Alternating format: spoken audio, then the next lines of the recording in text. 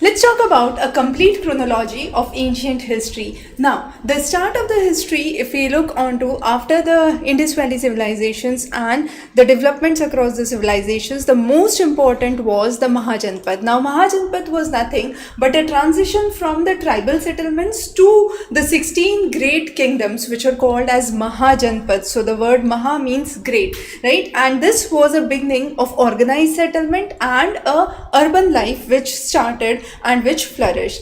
After the Mahajanpads, which was around the 6th century BCE or the 600 BC, whatever you can say, then came the rise of Magad. Now, with the rise of the Magad and the early dynasties, the most important among them were the Haranyak. Now, Haranyak was the first major dynasty under the Magad, and this was founded by Bimbisar, as you all know, and this dynasty was an idea where marriage alliance was used to conquest and expand the territories. The next was Shishunag. Now, Shishunag was the final destruction that happened from the kingdom, the nearby kingdoms of Avanti, and this was the point where the capital shifted to Vaishali. So again, one major important development during Shishunag period.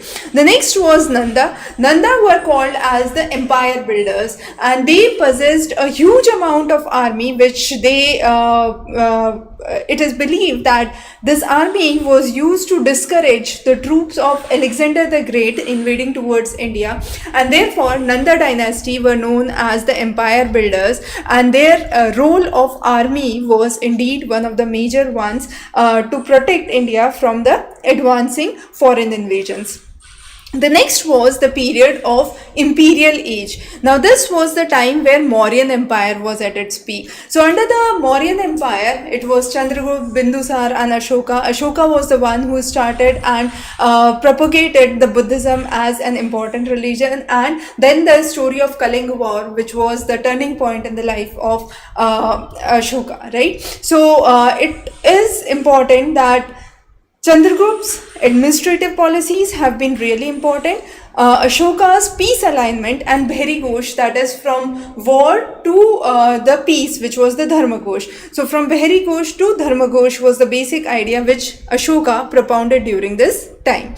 Now, besides this, there were the post-Mauryan dynasties which were really important. For example, the role of Shunga dynasty and Kanav dynasties have been important in north, and that was after the decline of Mauryan civilization, Mauryan dynasty, and they represented the ones with Vedic sacrifices. So during the time of Kanav and Shunga, Vedic sacrifices were very, very important. And then this was in the North India, right? In the South India, it was the Satvanas. So in the South, it was the power of Satvana which was dominated, and they were the ones among the first to issue the grant to the Brahmins and the Buddhists. Now, at the contemporary time, in the further south, you had three important dynasties, Chera, Chola and Pandya, which were really important. Now, these were considered as the foundation dynasties in South India. Now, all these three had great poetic assemblages. They also had a very good maritime route with the countries of Europe, mainly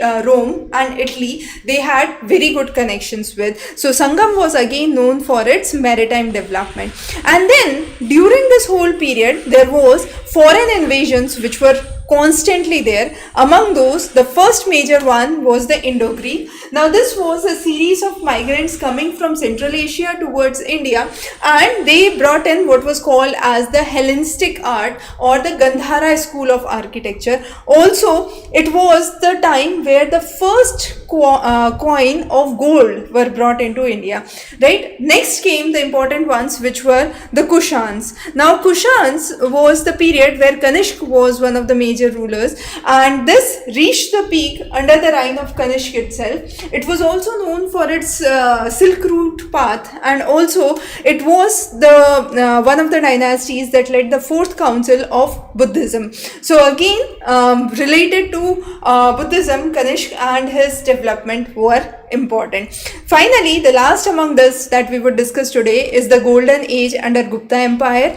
Now note, Chandragupta Maurya was from Maurya Empire, Chandragupta I was from Gupta Empire, so don't get confused. Now Chandragupta I to Skandagupta was the period where Gupta Empire flourished, and Gupta Empire was considered as one of the golden ages. It was the peak time where Sanskrit literature flourished a lot. So you had the role of Kalidas. Then at the same time, science flourished under Aryabhat. There were numerous temple architecture, which we'll study in a separate class on temple archaeology, architecture and evolution. So Gupta Empire is known for its shrines, which were built, which were steeper rather than the flat tops. So again, that was important. And with Skandagupta, the rule of Gupta Empire actually collapsed, and it was with the Hun invasion that this dynasty was slowly drained of the imperial powers and treasury. So that was one of the basic classes that we have covered with ancient chronology.